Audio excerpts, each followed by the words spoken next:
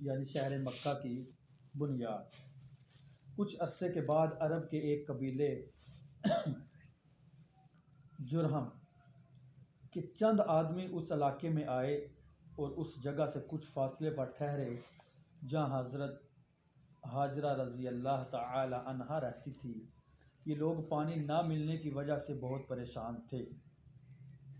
اچانک انہوں نے دیکھا کہ ایک پرندہ ایک مقام کے گرد اڑ رہا ہے، یعنی کہ ایک جگہ ایک مقام کے اوپر اڑ رہا ہے۔ انہوں نے آپس میں کہا کہ یہ پرندہ ضرور پانی کے گرد چکر لگا رہا ہے۔ ان کو سمجھ آ گئی کہ اس کو پانی کی پیاس شاید لگی ہوگی، تو یہ اس لیے پانی کی تلاش میں۔ مگر کچھ عرصہ پہلے جب ہم یہاں سے گزرے تھے تو یہاں کوئی پانی نہ تھا۔ پھر انہوں نے اپنے ایک دو آدمی اس طرف بھیجے تو انہوں نے دیکھا کہ وہاں پانی موجود ہے، کہ پانی موجود ہے۔ انہوں نے واپس جا کر اپنے ساتھیوں کو اس کی خبر دی۔ وہ سارے آدمی وہاں پہنچے تو دیکھا کہ حضرت ہاجرہ رضی اللہ تعالی عنہا اپنے بیٹے کو گود میں لیے وہاں بیٹھی ہیں، گود میں لیے وہاں بیٹھی ہیں۔ انہوں نے حضرت ہاجرہ رضی اللہ تعالی عنہا سے کہا، بی بی کیا بی بی اگر تم اجازت دو تو ہم یہاں ڈیرا ڈال لیں۔ وہ جو آدمی آئے تھے نا دیکھنے کے لیے آئے تھے پانی، پہلے ہم یہاں سے گزرتے تھے تو خشک ہوتا تھا، تو ابھی پانی ہے۔ وہاں حضرت ہاجرہ رضی اللہ تعالیٰ عنہ اپنی بیٹے کو گود میں بٹھائے بیٹھے ہوئے، تو انہوں نے کہا ہاں ہمیں یہاں ٹھہرنا ہے، ہم نے یہاں پہ ڈیرا ڈال لیں، آپ اجازت دیں۔ تو حضرت ہاجرہ رضی اللہ تعالی عنہا نے فرمایا ہاں اجازت ہے، مگر پانی تمہارا نہیں بلکہ میرا ہے۔ انہوں نے یہ بات خوشی سے منظور کر لی اور وہیں ڈیرا ڈال لیا، اسی جگہ میں بیٹھ گئے۔ پھر انہوں نے اپنے خاندان والوں کو بھی وہاں بلا لیا، یہاں تک کہ کئی خاندان وہاں بس گئے اور جگہ ایک قصبے بڑے گاؤں کی صورت اختیار کر دی، یعنی کہ وہ آہستہ آہستہ ایک بڑا گاؤں بن گیا۔ حضرت ہاجرہ رضی اللہ تعالی عنہا بھی خوش تھی کہ یہ ویران جگہ آباد ہو گئی ہے۔ پہلے یہاں تو شہر کی طرح تھا، ہر طرف جو ہے نا وہ مٹی اور ریت ایسے تھے، ویران جگہ تھی۔ یہاں آبادی بعد میں شہر مکہ بن گئی۔ حضرت اسماعیل علیہ السلام یہاں آباد ہونے والے لوگوں ہی میں پلے بڑے اور انہی سے عربی زبان سیکھی۔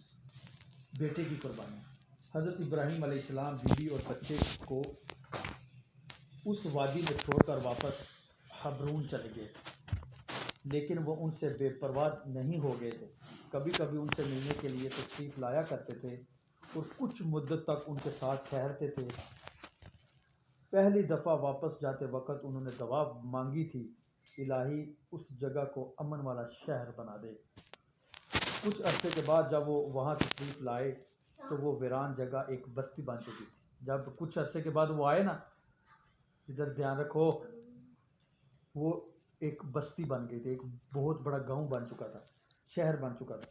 اس طرح اپنی دعا کو پورا ہوتے دیکھ کر وہ اللہ کا شکر بجا لائے، پھر وہ یہاں آنے جانے لگے۔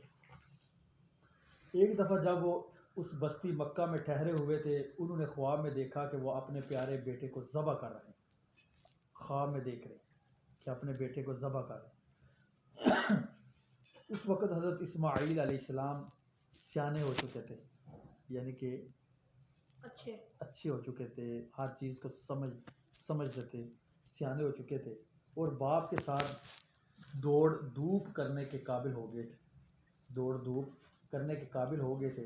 حضرت ابراہیم علیہ السلام یہ خواب دے کر سمجھ گئے کہ اللہ تعالیٰ ان سے اپنی سب سے پیاری چیز کی قربانی چاہتا ہے، اور یہ سب سے پیاری چیز ان کے اکلوتے بیٹے اسماعیل علیہ السلام ہیں، جو اللہ تعالیٰ نے ان کو بڑھاپے میں عطا کیے تھے۔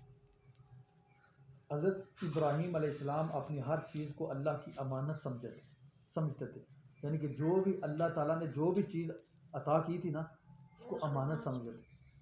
ہمیں موبائل مل جائے، ہمیں یا کچھ اور چیز مل جائے تو ہم مالک ہیں اس کے، ہم مالک ہیں، مالک خدا ہے جس نے دی ہوئی ہے، یہ سب چیزیں اسی کی ہے، وہی مالک ہے۔ اس لیے وہ فوراً اپنے بیٹے کو اللہ کی راہ میں قربان کرنے کے لیے تیار ہو۔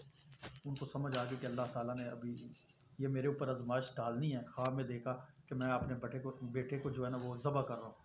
وہ سمجھ گیا، وہ تیار ہو گئی. چنانچہ یہ خواب دیکھنے کے بعد جب وہ جاگے تو انہوں نے بیٹے سے کہا بیٹا میں نے خواب میں دیکھا ہے کہ میں تجھے ذبح کر رہا ہوں، اب تو بتا تیرا کیا خیال ہے؟